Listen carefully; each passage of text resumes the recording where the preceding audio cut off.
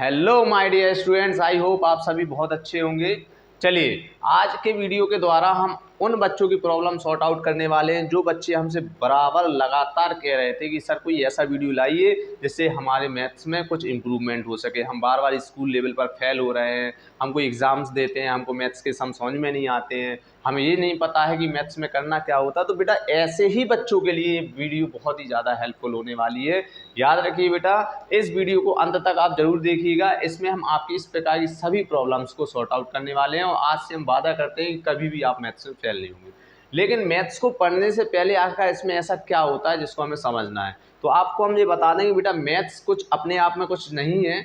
Maths is nothing but maths also a part of language. आप समझिए, पहले आपको ये समझना होगा कि मैथ्स खुद में एक लैंग्वेज है, भाषा है। उस भाषा का इस्तेमाल कैसे करना, आप समझते हैं, आप हिंदी बोलते हैं, इंग्लिश बोलते हैं, कुछ भी अब जब आप यूज़ कर रहे होते हैं तो आप देखिए उसमें सबसे पहले किसका योगदान होता है, वो होता है अल्फ़ाबेट्स का। तो सेम यहाँ पर भी क्या होता है, यहाँ पर भी अगर आपको मैथ्स के साथ कम्युनिकेट करना है तो आपका यहाँ पे कम्युनिकेशन जो होता है वो किसके आधार पे होता है, नंबर्स के आधार पे होता है। तो आपको इस मैथ्स को समझने से पहले आपको नंबर सिस्टम के बारे में जानना पड़ेगा।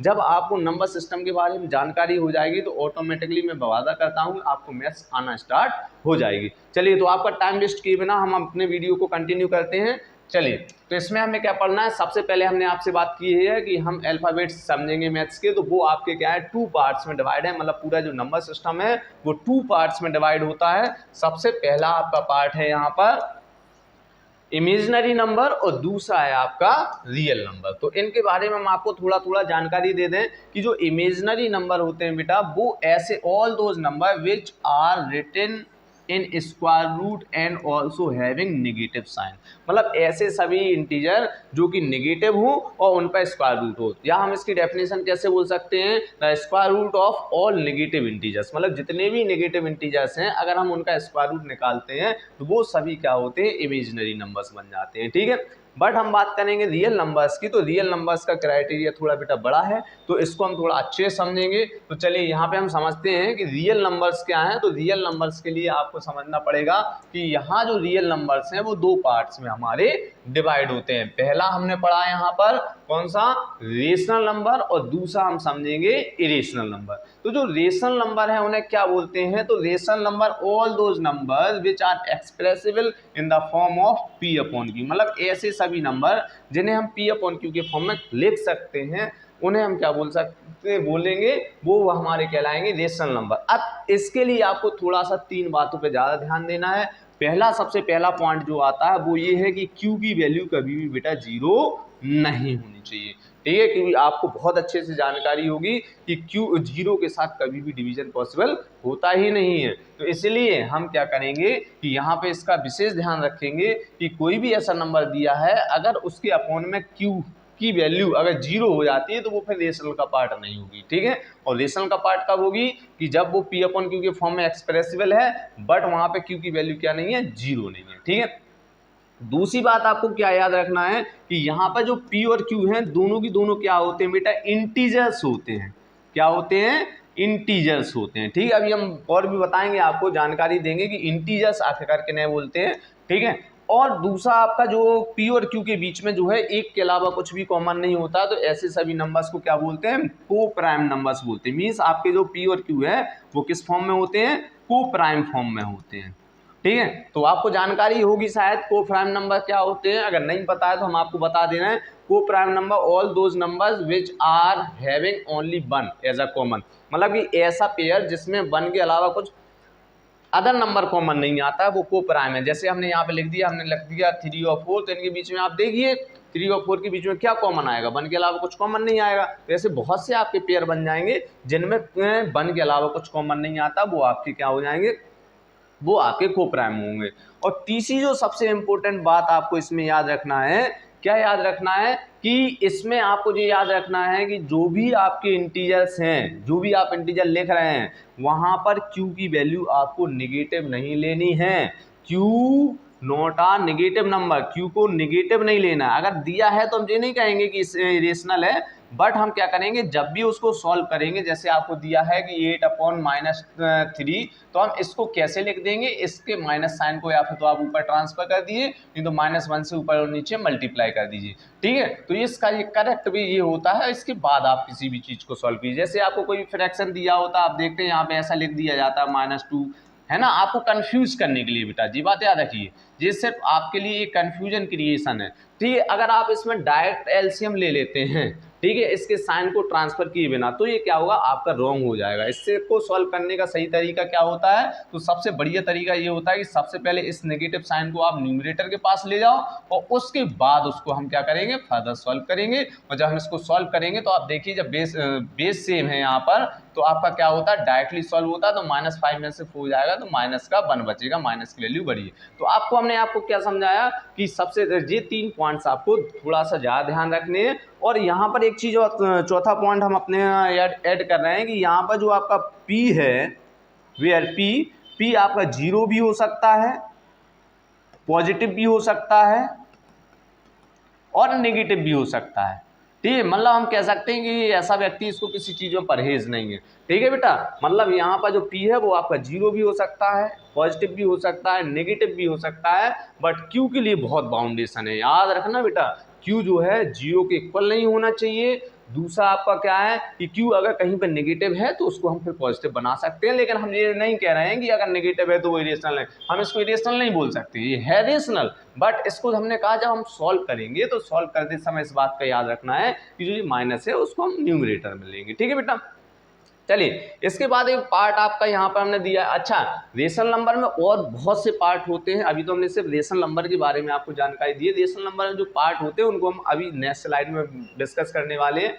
थोड़ा सा हम इरेशनल नंबर्स के बारे में भी हम थोड़ा सा आपको समझा देते हैं कि इरेशनल नंबर्स क्या होते हैं। चलिए, तो इरेशनल नंबर्स में आपको ये जानना है कि जो नंबर रेशनल नहीं है वो सभी इरेशनल हैं। मतलब कोई भी ऐसी वैल्यूज जो रूट में लिखी हैं, इस प्रकार से आप देखते हैं, ठीक है, इस टाइप से कोई भी वैल्यूज लिखी हैं, क्योंकि ये रेशनल नहीं है, तो जब वो रेशनल नहीं है तो वो क्या हो जाएंगे बेटा, वो सभी आपकी इरेशनल हो जाएंगी। ठीक है बेटा, चलिए नेक्स्ट हम पार्ट पर डिस्कस करेंगे। जो हमने आपको अभी बताया था कि अब हम जो रेशनल नंबर है उसका भी एक क्राइटेरिया होता है, उसका भी एरिया थोड़ा सा ब्रॉड है, तो इसमें हम समझेंगे। इसमें हमें समझना है कि जो आपके रेशनल नंबर है वो आपके 2 पार्ट्स में हम यहाँ पढ़ते हैं। एक तो होता है आपके इंटीजर्स के फॉर्म में, और दूसरा हम पढ़ते हैं जो आपके नॉन इंटीग्रल पार्ट होते हैं, जिन्हें हम डेसिमल नंबर्स बोलते हैं।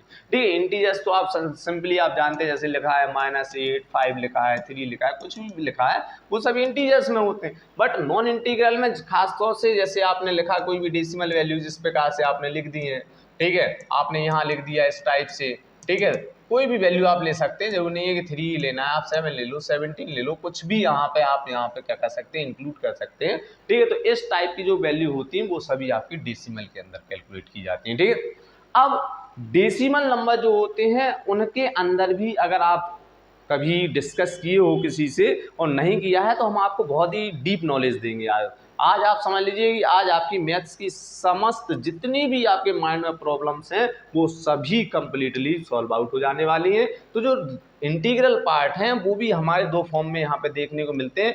एक आप देखते हैं कि जब वो आपके क्या हों, जब आपके रेशनल फॉर्म में हो और जब आपके इरेशनल फॉर्म में, इन दोनों को ही समझेंगे कि कब कोई भी इंटीग्रल पार्ट रेशनल में कैलकुलेट होगा, कब आपका इरेशनल। कई बार बेटा क्या है कि अब आज का टाइम ऐसा है बेटा, बहुत ही कंपटीशन का टाइम है।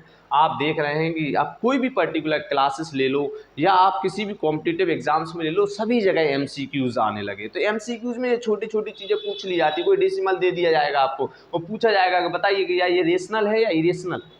ठीक है, तब आप कंफ्यूज हो जाओगे, अरे वीरेंद्र सर ने तो हमें सिर्फ ये बताया था कि रेशनल ये होता है, इरेशनल ये होता है, डेसिमल तो बताया नहीं। तो इसलिए हम आपसे कहेंगे डेसिमल के अंदर भी हम इनको समझने वाले हैं कि रेशनल क्या होता है और इरेशनल में भी आपके डेसिमल होते हैं। रेशनल में वो होंगे जिनमें आपके पर्टिकुलर, जैसे हमने कहा कई बार हम ऐसे डिवाइड करते हैं जहाँ पे एक कुछ सर्टेन नंबर ऑफ टर्म्स होते हैं, जैसे हमने लिख दिया 4.73, मतलब कोई डिवीजन हमने किया तो इस टाइप से वो 2 से 3 बार 4 बार भी कट होके मतलब फिनिश हो जाता है, मतलब कि उसमें वो कंप्लीटली डिवाइड हो जा रहा है। तो कोई भी ऐसा डेसिमल है जो 2 value 3 value 4 value 5 value 10 value देने के बाद कंप्लीटली डिवाइड हो जा रहा है, तो वो आपका क्या है, कहीं ना कहीं वो किस में काउंट होता है, टर्मिनेटिंग मीन्स इसमें सर्टेन नंबर ऑफ टर्म्स हैं after the decimal point. But यहाँ पे हम बात करेंगे एक और आपके अंदर यहाँ पर पॉइंट है नॉन टर्मिनेटिंग रिकरिंग बोलते हैं इसमें। दो नॉन टर्मिनेटिंग दो प्रकार के होते हैं, एक ऐसा नॉन टर्मिनेटिंग जिसमें आपकी टर्म रिपीट ना हो, जैसे यहाँ पे हमने कहा 4.326897 या 6 ऐसे आपकी 6 7 8 ऐसे आपकी वैल्यू आती जा रही है, कोई आपको सेम वैल्यू नहीं नजर आ रही कि जो रिपीट होती नजर आए, तो ऐसे तो आपके क्या होंगे, ये जो आपके होंगे ये आपके कहलाते हैं, ये आपके क्या कहलाते हैं, ये आपके जो कहलाएंगे ये आपके कहलाएंगे नॉन टर्मिनेटिंग, बट इन्हें रिपीटिंग नहीं बोलेंगे या रिकरिंग नहीं बोलेंगे। रिकरिंग क्या होता है तो इसको भी समझेंगे। इसमें आपको क्या होगा, जैसे कि आपने कहा कि आपने क्या किया बेटा 5 में 3 से डिवाइड किया।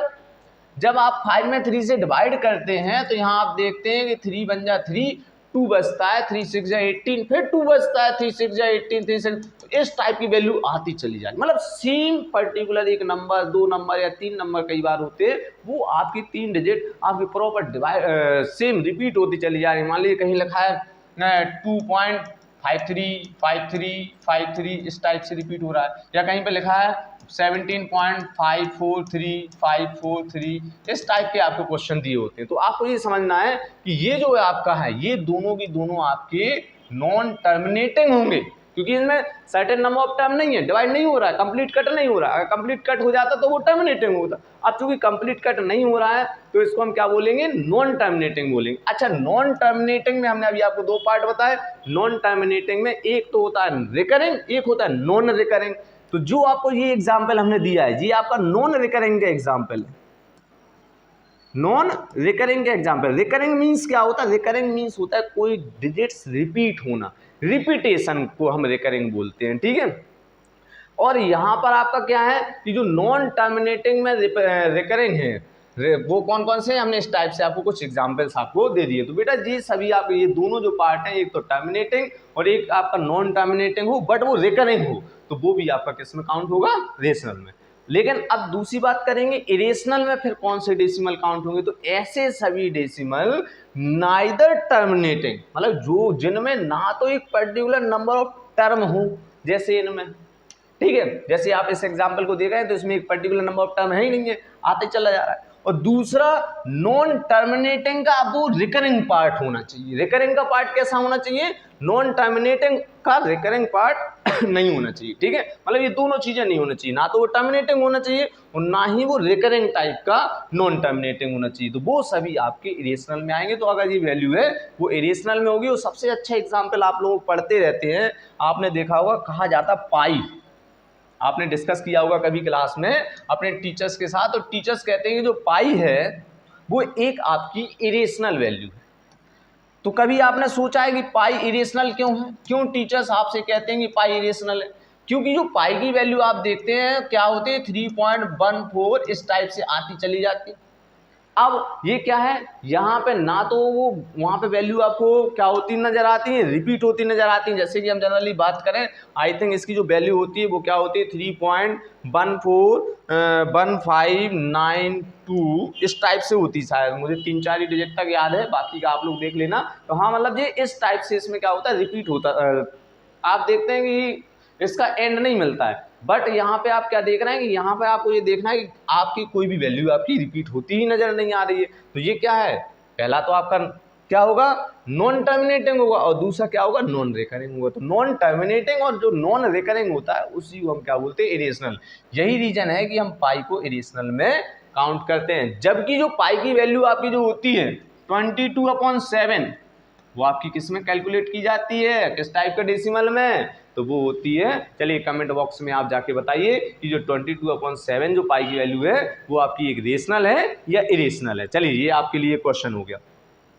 हम बात करेंगे एक दूसरे पार्ट के बारे में। हमने आपको टर्मिनेटिंग डेसिमल और नॉन टर्मिनेटिंग बहुत अच्छे से बता दिया है, अगर नहीं पता है तो फिर से एक बार हम आपको रिकॉल कर दे रहे हैं कि टर्मिनेटिंग का मतलब ये है कि जैसे हमने कह दिया 5.732 इस टाइप से, या लिख दिया हमने 8.73246, मतलब कोई आपका पर्टिकुलर डिजिट के बाद वो कंप्लीटली डिवाइड हो जा रहा है कोई वैल्यू, तो हम क्या बोलेंगे, उसे टर्मिनेटिंग बोलेंगे। और नॉन टर्मिनेटिंग में आपने क्या कहा, जैसे हमने कहा 5.326849 9 इस प्रकार से आता चला जा रहा है, तो वो आपका क्या है, नॉन टर्मिनेटिंग में इरेशनल।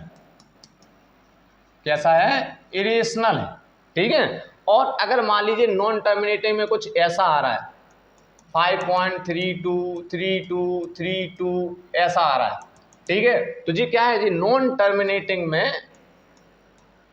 रिकरिंग है, और रिकरिंग डेसिमल जो होते हैं वो सभी आपके रेशनल में काउंट किए जाते हैं। क्योंकि आपने पढ़ा होगा, कई बार क्वेश्चन आता है कि 8.6767 इस टाइप के क्वेश्चन आते हैं और कहा जाता है कि इन्हें P/Q के फॉर्म में कन्वर्ट कीजिए, और आप कर भी लेते हैं।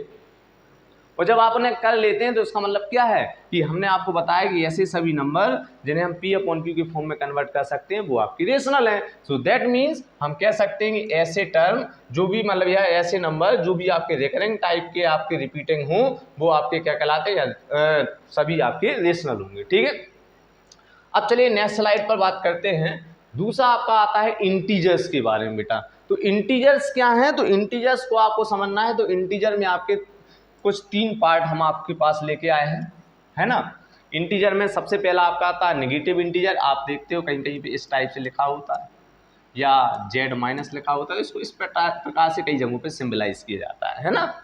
और जो पॉजिटिव इंटीजर्स होते हैं उनमें आपका स्पेशली हम आपको बता दें सिंबल आपका Z+ भी होता है। नहीं तो हम आपको बता दें जितने भी बेटा नेचुरल नंबर होते हैं, natural number, all the natural numbers are the part of positive integer. Zero और जब इसी नेचुरल नंबर को आपस में इंक्लूड कर देते हो तो आपको बेटा एक नया नंबर मिलता है जिसको बेटा हम बोलते हैं होल नंबर। याद आ रहा होगा आपको, आपको टीचर्स पढ़ाते हैं कि होल नंबर क्या है, जो स्टार्ट होता है 0 से, है ना, उन्हें हम होल नंबर बोलते हैं। जबकि नेचुरल नंबर क्या है, नेचुरल नंबर आपके 1 से स्टार्ट होते हैं। तो इसलिए एक कहावत भी बनाई गई है बेटा कि all the natural numbers are the part of whole number. मैंने क्या कहा, all the natural numbers are the part of whole numbers, but all the whole numbers are not a part of natural number. Why? Because whole numbers also include zero, but 0 is not present in natural number. So that's why we can say कि all the natural numbers are the whole number and all the whole numbers are not a natural number.